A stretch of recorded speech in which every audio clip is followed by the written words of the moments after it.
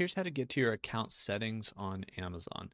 So I left a shortcut link down below that will take you straight to your account settings page, or if you navigate up to the drop down over your name here, you can go down to account right here, or you can just click on that and that's going to take you to your account settings. Now you'll see a few things in these bubbles at the very top.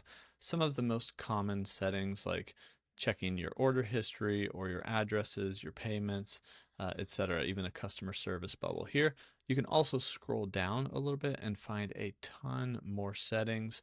You're going to see different settings on desktop versus mobile as well.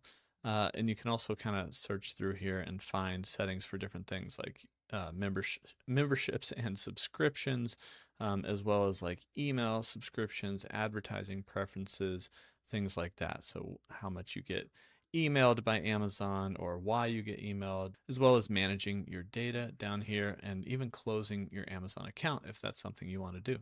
So there's a ton of options here, but that's your account settings. There's a quick shortcut link in the description that will take you to this page, but that's how you can find account settings on Amazon.